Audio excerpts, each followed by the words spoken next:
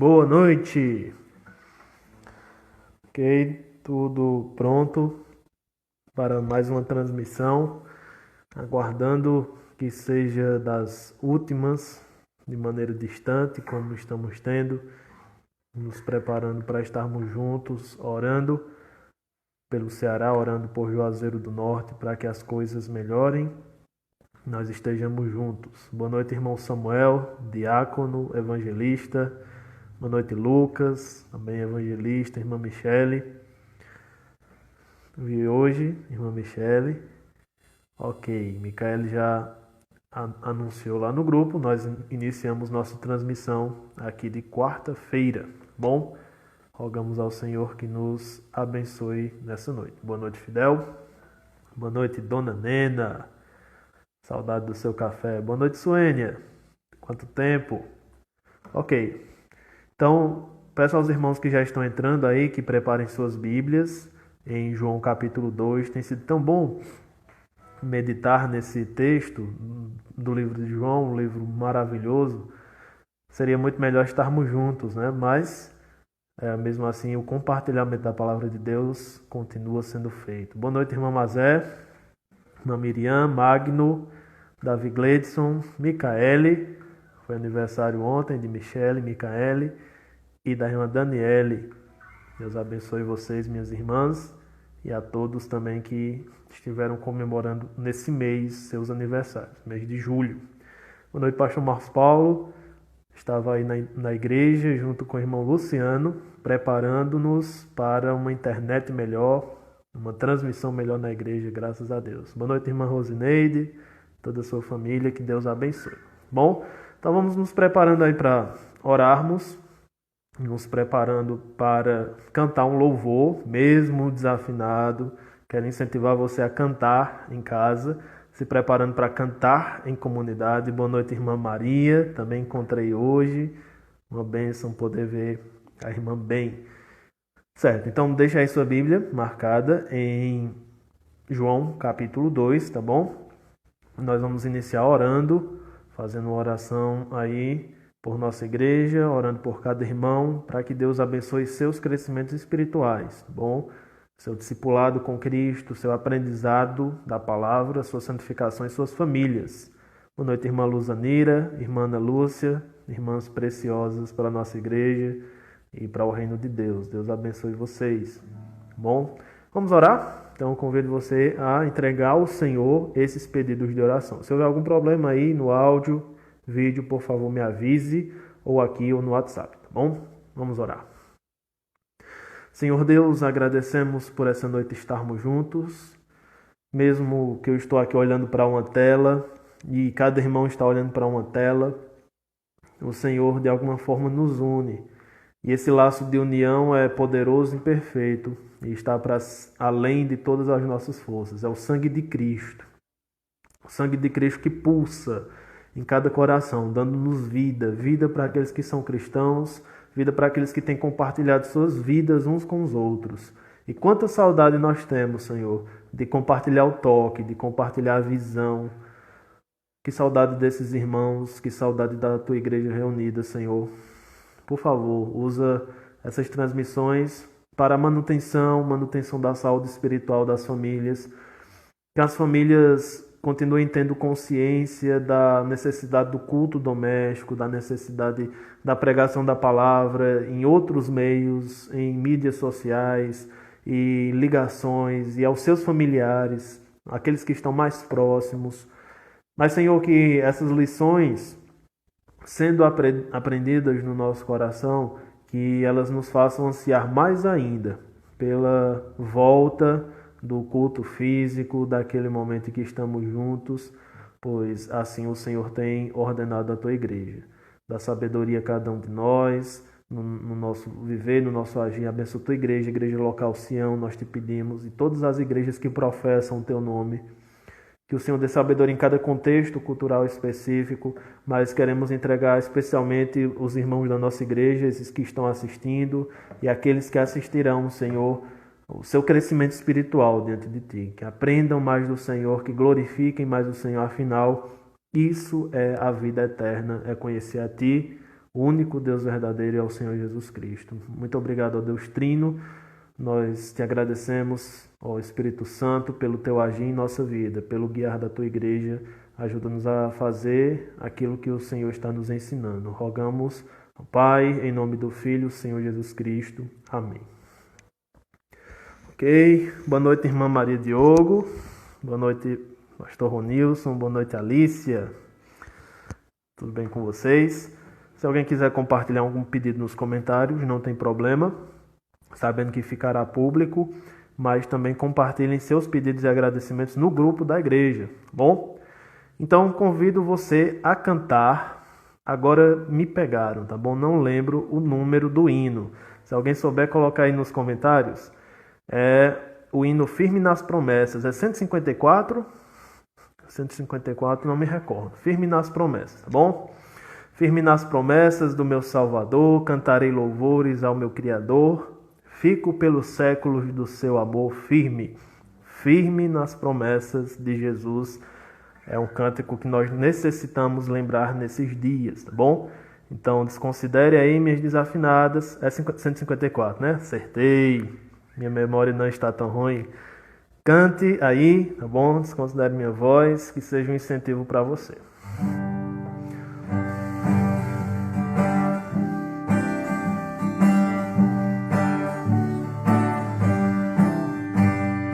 Firme nas promessas do meu Salvador, cantarei louvores ao meu Criador.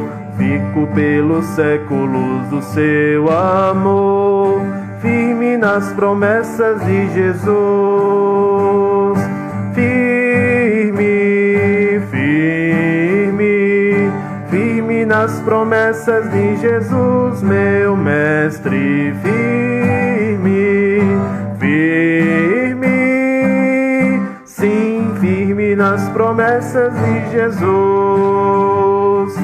Firme nas promessas, sempre vejo assim purificação no sangue para mim. Plena liberdade gozarei sem fim. Firme nas promessas de Jesus. Firme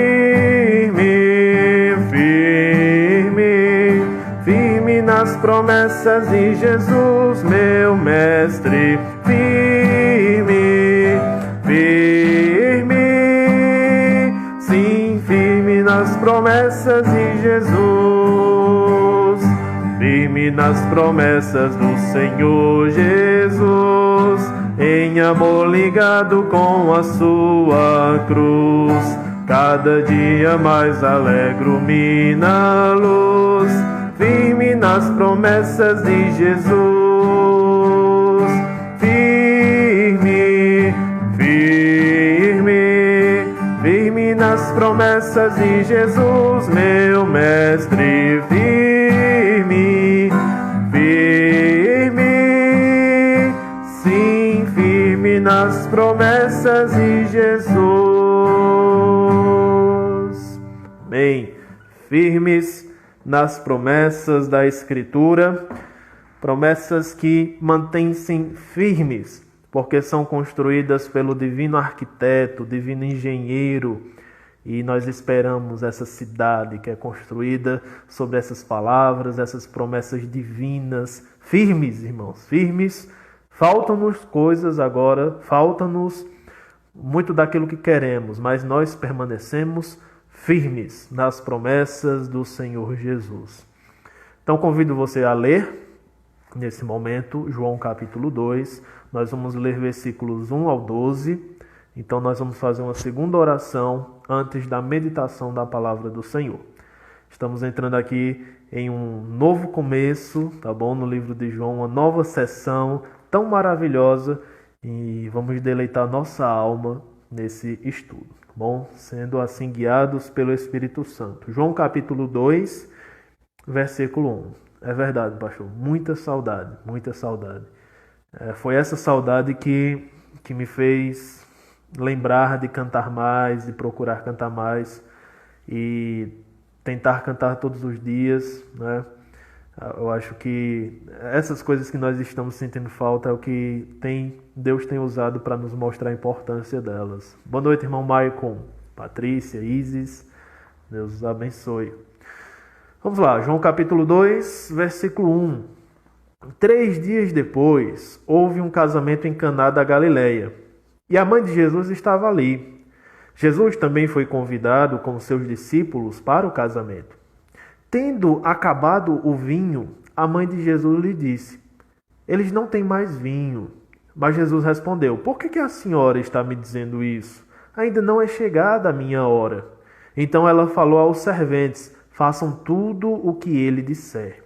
Estavam ali 6 potes de pedra que os judeus usavam para as purificações, e em cada um cabiam cerca de 100 litros. Jesus lhes disse: encham de água esses potes. Eles os encheram totalmente. Então lhes disse: agora tirem um pouco e levem para o responsável pela festa. Eles o fizeram. Quando o responsável pela festa provou a água transformada em vinho, ele não sabia de onde tinham vindo, por mais que os serventes que haviam tirado a água soubessem. Chamou o noivo e lhe disse: todos costumam servir primeiro o vinho bom, e quando já beberam muito, servem o vinho inferior. Você, porém, guardou o melhor vinho até agora. Assim, em Caná da Galileia, Jesus deu início aos seus sinais. Ele manifestou a sua glória, e os seus discípulos creram nele. Depois disso, ele foi para Cafarnaum, com sua mãe, seus irmãos e seus discípulos. E eles ficaram ali não muitos dias. Amém? Por essa palavra maravilhosa do Evangelho do Senhor Jesus Cristo, segundo João, nós vamos orar, pedindo que o Senhor prepare o terreno dos nossos corações e rogando ao Senhor aí pelo pedido da irmã Mazé, pela saúde de Nadiane e todos os que estão doentes. Bom, vamos rogar ao Senhor também pelas saúdes daqueles que estão ao nosso redor, no bairro da igreja, também amigos e parentes nossos, tá bom? Vamos orar, convido você nesse momento a baixar a sua cabeça e orar ao Senhor. Senhor, entregamos em Tuas mãos, como a irmã Mazé pediu, a vida de Nadiane, sua recuperação, sua saúde. Por favor, o Senhor conhece o seu caso e nós rogamos para que dê plena recuperação e também faça com que ela conheça mais o Senhor Jesus Cristo. Nós rogamos por todos aqueles que têm passado por dificuldades em relação à sua saúde, dificuldades em relação ao seu sustento. Por favor, Pai, abençoa cada um, mostra portas, mostra saídas, usa aqueles meios secundários que o Senhor usou e gosta de usar nesse mundo para manifestar a Tua providência. Médicos, oportunidades de emprego, amigos, irmãos, todos esses meios secundários que o Senhor usa para nos abençoar. Ajuda-nos, se for assim do Teu querer, que nós sejamos também chamados a sermos esses meios secundários. Usa o próprio governo, usa aqueles que o Senhor que provém, que o Senhor quer usar. Por favor, Pai, abençoa e também de maneira direta o coração de cada um. Que o Senhor use as circunstâncias para aqueles que estão afastados voltem. Que o Senhor use as circunstâncias para aqueles que estão desanimados se animem. Que o Senhor use essas circunstâncias para aquele que já está se santificando, para aquele que já está te buscando, te busque e se santifique mais. Usa, Senhor. Usa, porque sabemos que nada é em vão dentro do Teu plano. E nós rogamos no nome do Senhor Jesus Cristo. Amém. Amém. Boa noite, irmã Marta. Irmã Marta, irmão Vicente. Deus abençoe vocês. Também Naziele. Bom, Deus abençoe vocês. Irmã Luzanira aí. Deu um olá. Ok, então nós vamos passar a meditação da palavra do Senhor. Ok, irmão Gerlânio. Muito bem lembrado. Devia ter orado por ele, pastor Sérgio. Pastor Sérgio lá de João Pessoa, né? Se eu não me engano, conheço ele mais ou menos. E ele está internado, né? Sua esposa estava internada, saiu agora, acho que era outro problema. E pastor Sérgio está internado ainda, entubado, se eu não me engano. E como o irmão Gerlânio aí falou, com alguns %, uma parte do pulmão comprometido. Bom? Então, vamos orar nesse momento por ele? Não vamos deixar para depois, não. Muito bem lembrado, irmão Gerlânio. Senhor, ainda em tua presença, entregamos nas tuas mãos a vida da família do pastor Sérgio e a recuperação da sua esposa, que o Senhor já tem mostrado, mas te peço especialmente por ele. Nos juntamos aos outros irmãos que estão rogando, tenho certeza, nesse momento, e já tenho rogado a ti pela recuperação do teu servo. Ó Pai, trata, mostra os médicos certos para que ajam da melhor maneira possível e tira teu servo dessa situação, para que ele continue te servindo com vigor, como ele tem feito até esses dias, Senhor. Abençoa, por favor, Pai, dá esse livramento, é o nosso desejo, mas como sempre, rogamos a tua vontade sobre a vida da família dele e as nossas também, no nome do Senhor Jesus Cristo. Amém. Muito bem. Boa noite, Vitor Cosson, grande servo do Senhor, que serviu conosco em Sião também. Ok, vamos meditar em João capítulo 2, é um dos capítulos mais interessantes do livro de João, e aí por conta da natureza um pouco diferente do milagre que Jesus opera aqui, bom? E é um milagre que não é mencionado em nenhum dos evangelhos. Novamente nós temos percebido essa característica única no evangelho de João. Característica única essa que está totalmente baseada no que João falou no final do seu evangelho. Então Jesus fez muitas coisas. Jesus falou muitas coisas. Muitos eventos se repetiram na vida de Jesus. Nós não sabemos quantas vezes ele multiplicou os pães. Nós não sabemos quantas vezes ele curou leprosos, tá bom? Então, o que nós temos nos evangelhos são maneiras que os evangelistas e as testemunhas oculares, direcionadas pelo Espírito Santo, selecionaram aquelas palavras, selecionaram aqueles eventos para nos fazer conhecer Jesus Cristo e ter a vida eterna. Palavras verdadeiras, eventos verdadeiros, inspirados por Deus. Mas nós nunca saberemos tudo o que Jesus falou, tudo o que Jesus fez neste mundo. Então João, mais uma vez, nos mostra que há eventos na vida de Jesus que não são mencionados no Evangelho, que são muito importantes, mas são importantes no modo como Deus inspirou João a escrever o Evangelho. O que está acontecendo aqui é desde o capítulo 1, desde que nós saímos do prólogo, que vai até o versículo 18, e iniciamos no versículo 19, o que acontece é que João está traçando uma narrativa muito rápida, muito rápida. Se você viu o título da nossa mensagem de hoje, Traga um vinho novo para o noivo. Mas antes vamos perceber como João tem construído isso aqui. Ele tem construído uma narrativa de dias, bom? Então, ao que parece, não está se passando semanas ou meses entre os eventos. O que parece é que João escolheu, diferente dos evangelistas, tratar como as coisas começaram, tratar como os eventos se desenrolaram em dias, como foram os primeiros dias do ministério de Jesus. Primeiro dia nós já vimos. Primeiro dia foi o dia em que os sacerdotes mandaram pessoas para interrogar João Batista.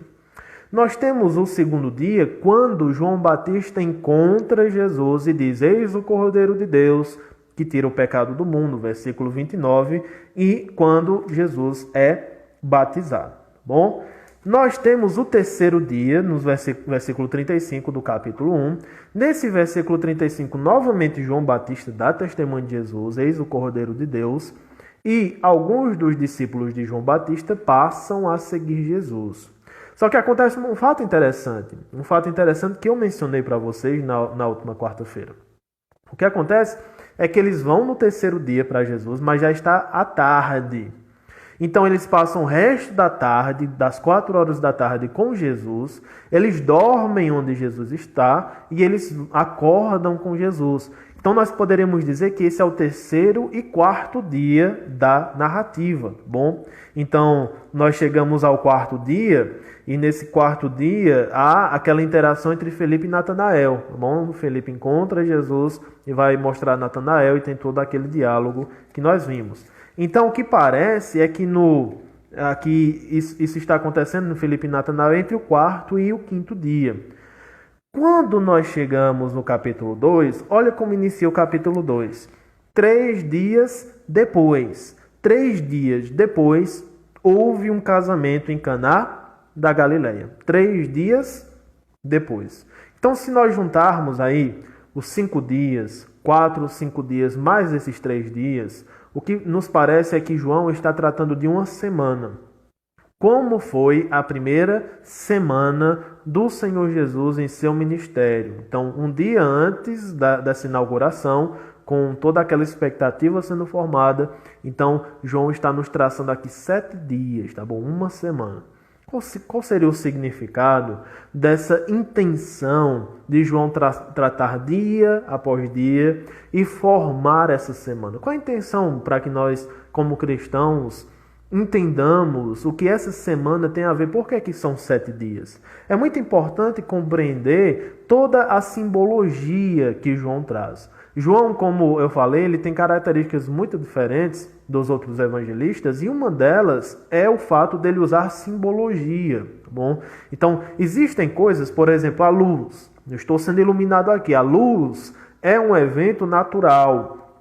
A luz é um evento da natureza. Mas João usa luz em outro sentido. Ele usa no sentido simbólico. Jesus é a luz do mundo, que ilumina todo homem. Então, sempre que a palavra luz aparece no Evangelho de João, a primeira coisa que nós pensamos é Jesus. Jesus que ilumina todo homem, certo? Então, essa simbologia é muito usada. É tanto que uma das maneiras de Jesus conversar com as pessoas, no capítulo 3 com Nicodemos, no capítulo 4 com a mulher samaritana, e em outros momentos no Evangelho de João, é quando alguém chega com um evento natural, com algo que faz parte da natureza. Então, por exemplo, Nicodemos quer entender algo da lei, a mulher samaritana quer água, ou está tratando de água. E Jesus pega esse conceito natural e ele constrói uma simbologia em cima, invertendo o discurso e levando as pessoas à crença e à fé nele. Então, Nicodemos tem uma pergunta. Jesus pega essa pergunta, subverte e traz para si a questão. É necessário nascer de novo. Toda a questão é a água no capítulo 4. E Jesus subverte a questão da água, a questão do poço, e diz: eu sou a água da vida. Então, isso acontece muito no Evangelho de João. Nós precisamos entender essa simbologia. Essa simbologia está muito carregada aqui no capítulo 2. Capítulo 2, que vai se estender até o capítulo 4, marca uma transição importantíssima para o Evangelho de João. Já mencionei para vocês que o Evangelho de João pode ser dividido em 2, bom? Até o capítulo 12 e do capítulo 12 em diante. Então, até o capítulo 12 nós temos o livro dos sinais. Do capítulo 12 em diante nós temos o livro da rejeição de Jesus e da paixão de Jesus. Então, alguns dizem que esse primeiro livro, até o capítulo 12, é o livro da glória e o outro é o livro do sofrimento. E nós percebemos essas conjunturas aqui. Por quê? É a partir do capítulo 2 que Jesus vai fazer o seu primeiro sinal. Então, João ele escolhe 7 sinais que marcam o ministério de Jesus, e 7 sinais que provam a glória de Jesus, e glória como Filho de Deus, como Filho e divino, como aquele que é Filho unigênito do Pai. Tudo isso está no capítulo 1, bom?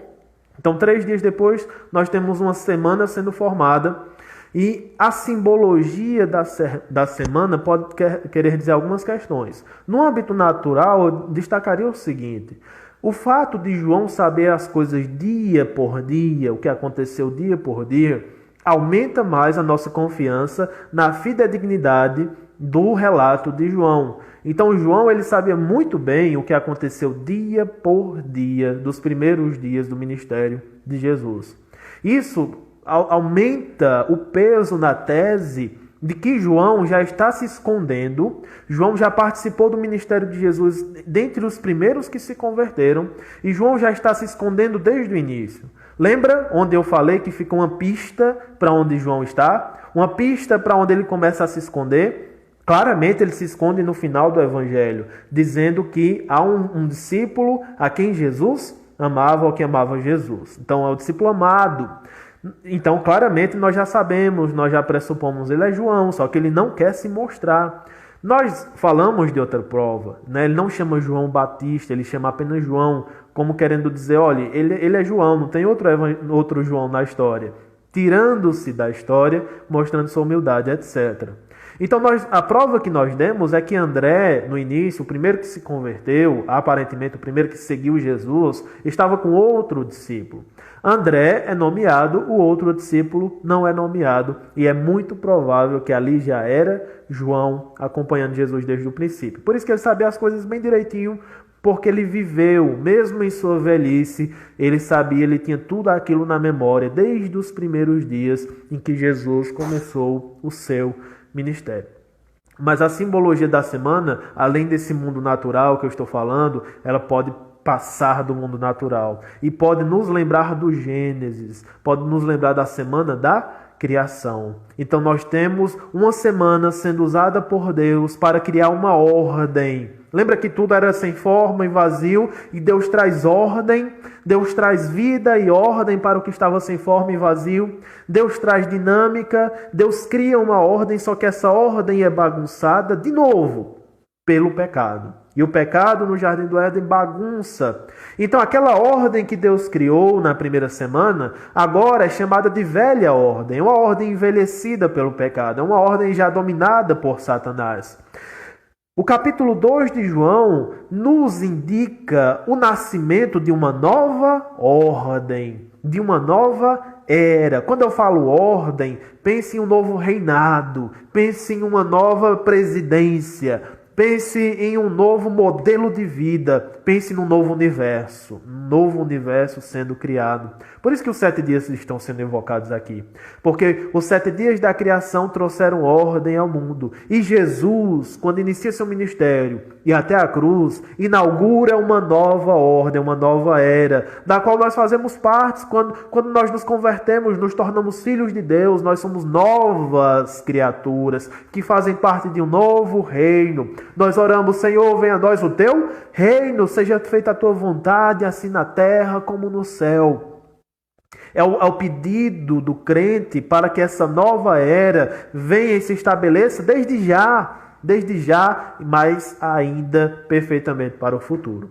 Então nós temos isso aqui, nós temos essa simbologia, e o milagre, o primeiro sinal, que não é mencionado pelos outros evangelistas, mas João está trazendo à tona aqui, ele está aqui para provar que Jesus traz uma nova ordem. Jesus traz um novo vinho e ele é um novo noivo. Então, pegue aí esse trava-língua ou esse trocadilho. Jesus, ele é tanto o novo vinho como ele é o novo noivo. Jesus é o dono da festa e Jesus é a provisão, é o vinho da festa. Só que tudo é novo. E toda a simbologia do milagre está aqui para nos lembrar dessa nova era que Jesus está trazendo. A era messiânica que tem banquete, a era messiânica que tem um noivo, a era messiânica que tem um casamento, a era messiânica que tem vinho à vontade, comida à vontade. Jesus está começando no seu ministério. O Evangelho de João, como eu falei, tem uma grande ênfase na paixão.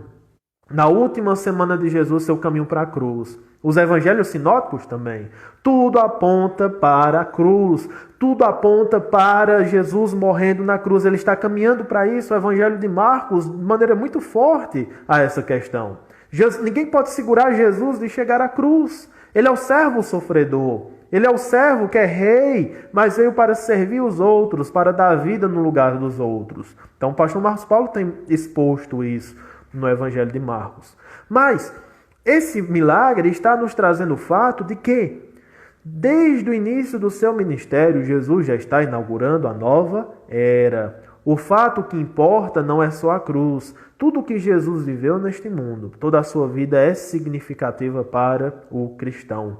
Então nós temos que olhar para a obra de Jesus como um processo que inicia no seu nascimento, um processo que continua no seu ministério, culmina na cruz, na ressurreição e na ascensão. Então a vida de Jesus é importantíssima, porque ele já está trazendo essas imagens da glória na sua vida, Lembra do que João falou no capítulo 1? Ele é quem revela o Pai, ele é o Logos, é ele quem em sua glória revela a glória do Pai. Então, ao viver nesse mundo, Jesus já está revelando o que acontecerá no futuro e o que já está acontecendo. Já é chegada a nova era, e a nova era ainda vai se completar totalmente no reinado de Cristo, no milênio, de maneira passageira, e no novo céu e na nova terra. Então houve um casamento em Caná da Galileia. Esse Logos, que agora mora em uma casa, que agora André vai para essa casa, esse Logos que habitou entre os homens, também tinha relacionamentos sociais. Ele vai para um casamento em Caná da Galileia. E a mãe de Jesus estava nesse casamento. É um fato muito interessante, porque a mãe de Jesus também não é mencionado o seu nome, Maria, no Evangelho de João. Nós vamos averiguar esse fato e pensar nesse fato mais à frente, tá bom? Porque parece ter a ver com João também, com o evangelista João, o fato de Maria não ser mencionada. O seu nome próprio, mas ela é chamada de mãe de Jesus. As interações que Jesus tem aqui com sua mãe, elas são muito complicadas, muito complicadas. Nós temos uma tendência de exagero para o bem, do lado do catolicismo, e de ver toda essa interação de Jesus com sua mãe de maneira muito boa. E nós temos, às vezes, uma maneira de ver muito má, né? Como se Jesus estivesse fazendo pouco da sua mãe, fazendo pouco caso dela, até chegando a desrespeitá-la. Então, eu quero propor para você uma leitura equilibrada do que o texto está dizendo, tá bom? E com muito cuidado aqui, porque realmente deixa alguns espaços aí para nós interpretarmos. Mas uma coisa é certa, o Logos de Deus está vivendo entre os homens. Ele vai para um casamento. Isso é maravilhoso. Jesus se importa com as relações. Jesus se importa com as instituições. Jesus, ele não está fora deste mundo. Ele não vem e ele se resguarda numa cela e diz: eu vim para morrer, estou me santificando em jejum aqui. Então me deixem aqui que eu estou me preparando para os 33 anos eu ir para a cruz. E aí todo mundo vai visitá-lo como um santo na montanha, que está sentado nos pregos, orando para se preparar para o momento da cruz, que é o seu auge neste mundo. Não, Jesus ele está indo para o casamento. E ele leva os amigos para o casamento. Isso é interessantíssimo. A mãe de Jesus foi convidada, Jesus também foi convidado, versículo 2, e os seus discípulos também. Os seus discípulos foram junto com o seu mestre para o casamento. Então, você imagina que o casamento, dentro de um contexto judaico, é uma festa de muita alegria. Tanta alegria que nós percebemos que talvez até haja espaço, certo? Com muito cuidado, mas haja espaço para beber além da conta, certo? Com muito cuidado. Não é embriaguez que nós pensamos de pessoas brigando, não. Mas há um espaço para beber um pouco mais, porque é uma festa mais demorada, então há muito consumo de vinho, embora ele seja diluído, mas mesmo assim há muito consumo, há muita alegria, há muito pulo, há uma alegria intensa dentro do judaísmo em relação ao casamento. E que nós deveríamos resgatar também para a nossa cultura, afinal o casamento é um dos eventos mais importantes que nós passamos na vida, tá bom? Então Jesus foi convidado, e no versículo 3... começa a nos contextualizar. Então a gente tem esse contexto, passou 3 dias, essas semanas está se completando, agora é o 7º dia, e Jesus vai para um casamento em Caná da Galileia, tá bom? Com sua mãe, com seus discípulos. Então nós entramos na história no versículo 3. Tendo acabado o vinho, a mãe de Jesus lhes disse: eles não têm mais vinho. Mas Jesus respondeu: por que a senhora está me dizendo isso? Ainda não é chegada a minha hora, tá bom?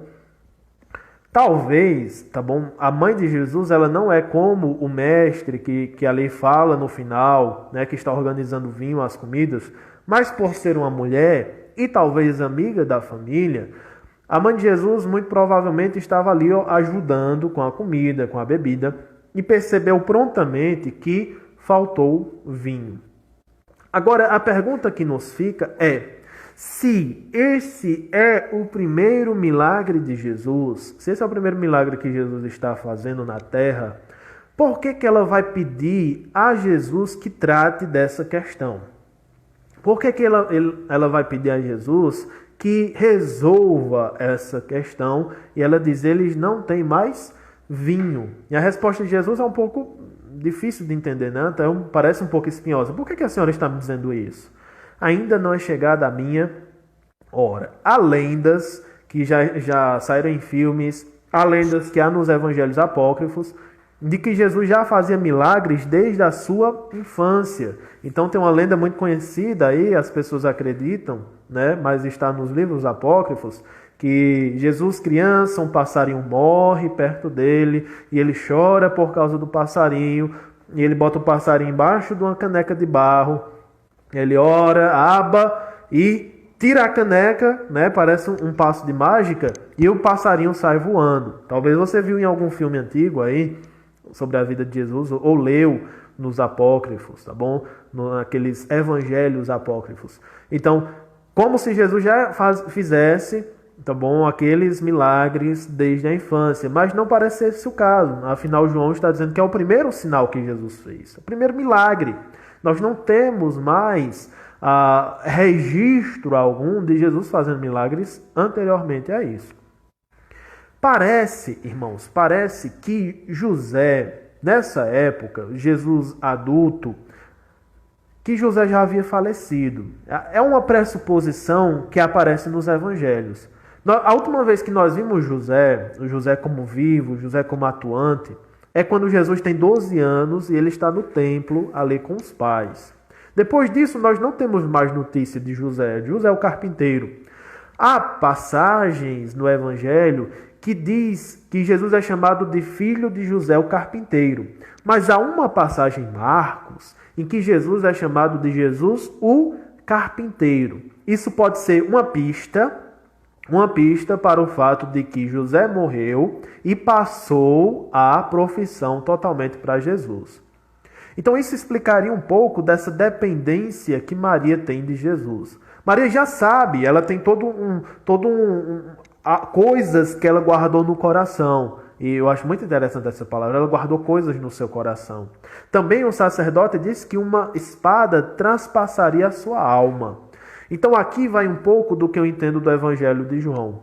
O que eu começo a entender dos evangelhos e da relação de Jesus com Maria, que é uma relação muito complexa de se entender, tá bom? Ou nós vamos para o exagero do catolicismo, de Maria como mediadora, de Jesus quase que aos pés de Maria, né, em adoração e reverência a ela por ser sua mãe, ou ao outro extremo de uma negação completa da santidade, da vida de Maria como mãe de Jesus. Lembre, já estava previsto que uma espada transpassaria a sua alma. Então, no meu entender, essa espada, ela não traspassa a alma de Maria somente na cruz. Esse é o auge da dor dela como mãe e da dor dela como aquela que já sabia que tinha profecia sobre o seu filho, tá bom? Então, aquilo é o auge da dor. Mas o que os evangelhos, inclusive João, parece sugerir é que Jesus começa a se afastar da sua família.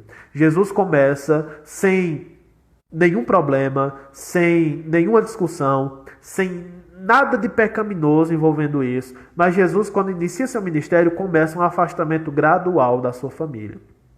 Em que sentido? Para que fique clara a questão que ele repete várias vezes. Olhe, minha família não é somente essas pessoas. Minha família não é somente minha mãe, minha família não é somente meus irmãos. Minha família é e mãe, e irmãos, e seja lá quem for, é todo aquele que faz a vontade do Pai.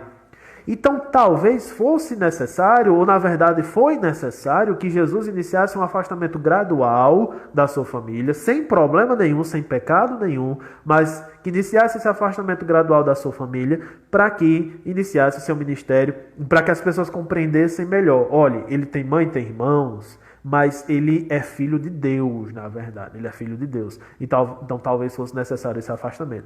E talvez essa espada que começa a traspassar o coração de Maria comece aí. Comece nesse afastamento. Então nós temos um certo afastamento aqui de Jesus em relação à sua mãe. Então a gente está atendendo um pouco para esse lado. Tem sim. Quando Jesus a chama não de mãe, mas de senhora. Por que a senhora está me dizendo isso? É uma palavra de difícil tradução. Há uma palavra para mãe em grego. Não é o caso aqui. Então, senhora para nós é muito para pessoas apenas importantes, né? Então, você imagine como é que você chamaria uma mãe ou alguém que lhe criou, né? E se você passasse 20 anos, para mim a imagem é essa. Você tem uma mãe, mas você passou 20 anos sem vê-la, você não tem muita ligação com ela. Então você a respeita, então você tem um certo afeto para com ela, mas você não a chama de mãe, como todo mundo chama. Então, essa é uma palavra aí que está entre mulher e mãe. Então, no meio nós temos essa palavra, entre mulher e mãe. Então, entre a impessoalidade e a pessoalidade. E a melhor maneira de traduzir parece que foi essa mesmo, senhora, tá bom? Porque a senhora não é senhora como nós respeitosamente chamamos as mães. Eu quero que você entenda isso. Não é tão pessoal assim. Por que a senhora está me dizendo isso? Ainda não é chegada a minha hora. Então aqui começamos a ver um certo afastamento de Jesus em relação a Maria. E aqui novamente João mostra a beleza do Evangelho, como ele vai construindo tudo. Ainda não é chegada a minha hora. Olha que coisa maravilhosa. Porque a hora no Evangelho de João, a hora é o momento da crucificação de Jesus. Ele veio para essa hora. Bom, então, no mundo natural, a hora é o momento. No mundo natural, a hora é o ponteiro do relógio. Mas Jesus está dando uma significação teológica, e todo o Evangelho de João está dando uma significação teológica para a hora. Hora é o momento da crucificação. Jesus veio a este mundo para essa hora. E Jesus está dizendo que ainda não é chegada a sua hora, num contexto que está bem anterior à cruz. Então, por que Jesus está dizendo isso? Mais uma vez aqui nós provamos que toda a vida de Jesus, tudo que ele agiu, dos seus primeiros aos seus últimos milagres até a cruz, tudo isso é a obra de redenção sendo feita e sendo vivida na nossa frente. A obra de redenção não é apenas um fato. O Evangelho não é apenas um fato, é uma vida. O Evangelho é a vida de Jesus, do seu nascimento, a sua morte e ascensão e toda a eternidade que ele terá conosco. Isso é o Evangelho. Nós não podemos reduzir a um evento. Existem os eventos que marcam esse Evangelho. Mas a hora de Jesus, ela envolve todo o seu ministério até a sua morte. Então não é chegada a minha hora. Jesus fala que ainda não é chegado o momento, não é chegado o momento. Mas o que o texto dá a entender é que não era chegado o momento, mas Jesus muda de ideia e resolve fazer esse milagre. Muda de ideia e resolve fazer esse milagre. E aos olhos de Maria, essa mudança de Jesus, essa resolução de fazer, mesmo não sendo chegada a hora, então ele resolve fazer esse milagre, ele resolve ajeitar essa questão, e tudo isso já fazia parte do plano do Senhor, tá bom? Isso tudo já fazia parte porque é representativo esse milagre. Então ela percebe isso no olhar de Jesus e simplesmente ela diz: olhem, servos, façam tudo o que ele disser. Eu estava falando que Maria muito provavelmente é viúva há alguns anos, Jesus assumiu a profissão, Jesus sustenta a casa. Isso nos explicaria um pouco essa dependência de Maria ao pedir a Jesus que resolvesse aquela questão. Porque seria de muita vergonha, de muita ignomínia, que o noivo deixasse faltar vinho na festa. Então, diferente da nossa cultura, quem cuidava da festa não era a família da noiva nem a noiva. Quem cuidava da festa, do suprimento da festa, era o noivo. É tanto que, quando o vinho chega transformado, o mestre de cerimônias ou dos garçons chama o noivo para elogiar. Então, o noivo também seria chamado para ser constrangido. E eu penso especialmente pela família da noiva. Olha, que vergonha você nos fez passar aqui. Mais uma vez eu destaco o fato. Embora aos olhos de Jesus não era chegada a hora, e ele começa a perceber que ele deveria fazer esse milagre está num contexto totalmente humano e prático. Um contexto totalmente humano, um contexto de um casamento, um contexto de vergonha por faltar o suprimento para o casamento. Então, quando Jesus age no mundo natural, se importa com as relações simples, se importa com as coisas simples dos homens, tudo o que ele faz é representativo, é revelação de Deus.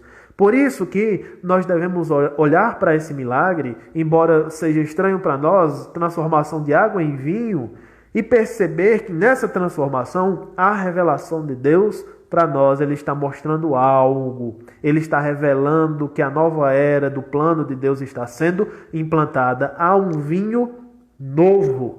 Esse texto tem sido desprezado, esse texto tem sido jogado para escanteio muitas vezes. Esse texto já foi chamado por teólogos de um texto estranho sobre Jesus. É porque eu prefiro não falar as palavras que foram ditas sobre esse texto. Já vi um pregador da prosperidade, dessas grandes igrejas que nós temos no Brasil, que transmitem pela televisão aberta, dizer que Jesus errou ao multiplicar o vinho, né? Jesus errou porque ele incentivou assim a bebedice, e é interessante perceber porque esses pregadores, eles estão se importando com o dinheiro, né? E acaba sendo um dinheiro que leva à devassidão, à idolatria pelo dinheiro. E eles ficaram muito preocupados com o beber do vinho que Jesus multiplicou. Muita santidade da parte deles, chegando a questionar as ações de Jesus e o texto bíblico. Você imagine aí, né? Como o farisaísmo ele acontece. Então eles engolem um camelo e filtram uma pulga, eles filtram um carrapato, mas engolem um camelo, a ponto de questionar o próprio Jesus e a transformação da água em vinho. Sendo que nós poderíamos ver por outro lado, Deus se importa, Jesus se importa com os nossos prazeres, Jesus se importa com a nossa alegria, Jesus se importa com o casamento. Isso é tão maravilhoso, tão maravilhoso perceber que Jesus, ele não está entrando na nossa vida apenas nos lugares que dizem respeito à religião. Jesus está entrando em nossa vida em todas as áreas. Ele se importa com o pai que perdeu a filha e está chorando. Ele se importa com a mulher que gastou todo o seu dinheiro em tratamento para uma hemorragia e não sabe mais o que fazer. Ele se importa com leprosos, ele se importa com a multidão que está com fome de pão, eles estão com fome. Ele se importa, e ao mesmo tempo que ele se importa com essas questões físicas, ele está mostrando que ele está suprindo muito para além disso, ele está suprindo para a nossa eternidade. Mas uma coisa não nega a outra. Ao mesmo tempo que Jesus está mostrando um vinho novo, uma nova era, ele está também agindo para o bem dos noivos. Ele também está agindo para o bem daquela família, naquele momento, para a alegria daquele momento também. Muito provavelmente todos estavam se servindo desse vinho. É muito difícil pensar em um grupo que está em um casamento e dizendo, não, nós aqui a gente não vai querer nada, a gente vai só olhar, tá bom? Muito provavelmente todos estão fazendo uso desse vinho diluído em 3, 6 ou 10 partes de água. Isso era muito comum, tá bom? Muito comum, mas no casamento se bebia muito, porque era um momento de muita alegria diante do Senhor. Um novo casal, uma nova família está sendo formada. Então, eu destaco aqui que, embora Maria tenha recebido uma resposta que não fosse tão carinhosa, mas que era necessária para o ministério de Jesus, Maria, ela permanece como aquela mulher que recebeu um não de Jesus. É tão estranho, né? Quando Jesus dá um não, é muito semelhante essa passagem com a da mulher cirofenícia. Jesus dá um não. Jesus disse, eu não vou curar a sua filha, porque primeiro eu vou dar o pão para as minhas ovelhas. E ela diz, mas Senhor, nós temos aqui na mulher cirofenícia e em Maria uma fé perseverante. Bom, uma fé que recebe um não e mesmo assim está perseverando em pedir ao Senhor. Então ela recebe um não e ela diz, olha, faça tudo o que ele disser. Porque se Jesus mantivesse um não, nada seria feito. Mas ela manda para que os servos façam tudo o que ele disser. Então eles trazem os potes, muita água. Os potes estavam vazios da purificação, podendo significar a velha era, a era da purificação, a era do batismo para a purificação. E eles enchem esses potes com água e Jesus transforma em vinho. E quando as pessoas beberam, ficaram impressionadas. O testemunho do chefe dos garçons no versículo 10 é a grande conclusão desse texto. É o grande significado desse texto. Saiu da boca daquele homem, mesmo que ele não compreendesse. Ele disse: todos costumam servir primeiro o vinho bom, e quando já beberam muito, servem o vinho inferior. Você, porém, guardou o melhor vinho até agora. Sem entender, sem perceber, elogiando simplesmente coisas físicas, coisas do mundo. Um vinho que está muito melhor e que ele fez ao contrário da tradição, em vez de dar o vinho ruim quando todo mundo já cansou. Sabe o churrasco? Primeiro você coloca a picanha, todo mundo está empolgado, e aí depois você coloca o resto, né, o que tem ali, apenas para continuar, porque também não dá para fazer tudo bom, né, porque sai muito caro. Então, o que acontecia era que primeiro ia o vinho bom, todo mundo experimentava, o pessoal começava a ir para casa e quem continuava na festa ia bebendo o de menor qualidade. Só que aí ele faz o inverso e ele é elogiado por isso, sendo que foi Jesus que fez isso. Então, todo esse contexto e esse elogio nos mostra o grande significado dessa passagem. O significado é que havia uma era que estava acontecendo até ali, mas agora essa era está sendo substituída por uma que é melhor. Por uma que é melhor. O caminho da história de Deus é um caminho progressivo. É um caminho em que coisas melhores vão sendo reveladas até o auge desse reino. Então esse reino começa a ser instituído aqui, essa nova era, e ela vai se completar no futuro. Então nós terminamos com os versículos 11 e 12, que explicam e que nos dão um gancho, tá bom? Capítulos 2 ao 4, eles formam todo esse contexto do primeiro e do segundo sinal de Jesus. Versículo 11 diz assim: em Caná da Galileia, Jesus deu início a seus sinais. Bom, aqui começaram os sinais de Jesus e os 7 sinais que João está descrevendo. Ele manifestou a sua glória e os seus discípulos creram nele. Depois disso, ele foi para Cafarnaum e com sua mãe, seus irmãos e seus discípulos. E ficaram ali não muitos dias. Nos evangelhos nós temos vários nomes para os milagres. Temos milagres, temos poder, temos outro tipo de nomenclatura, mas João usa especificamente a nomenclatura sinais, semeion, tá bom? E a carga que ele quer trazer com a ideia de sinais é que os milagres de Jesus, eles não estão funcionando apenas para trazer essa satisfação terrena.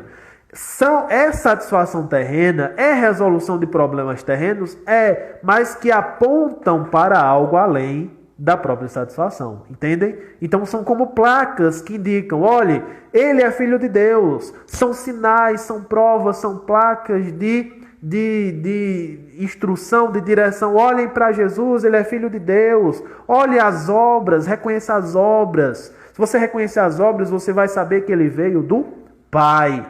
Então o que acontece é que Jesus, quando faz sinais, e se aqueles que veem os sinais recebem com fé, como os discípulos creram nele, o que acontece é que você conseguirá vislumbrar a glória de Deus. Então aqui é uma soma. A soma é sinais do Mestre, mas a fé devida para compreender, para interpretar esses sinais. O resultado é que você verá a glória do Mestre, do Senhor Jesus. E sabe o que é que significa ver a glória de Jesus? Significa ver a glória do Pai. Porque João, capítulo 1, versículo 14, diz: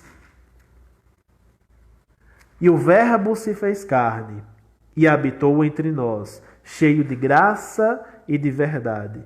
E vimos a sua glória, glória como do unigênito do Pai. Ver a glória de Jesus naquilo que ele fez até a cruz, e interpretar isso por meio da fé que ele mesmo dá, é o caminho para ter o relacionamento com o Pai. Ver a sua glória, participar da sua glória, esse é o fim último do que é ser humano, feito à imagem e semelhança de Deus. Que Deus abençoe, que use essa explicação da sua palavra para abençoar a sua vida e para te guiar durante essa semana. E nós nos encontramos na próxima ocasião, na próxima transmissão da Igreja Batista Regular Sião. Deus te abençoe e abençoe a sua família.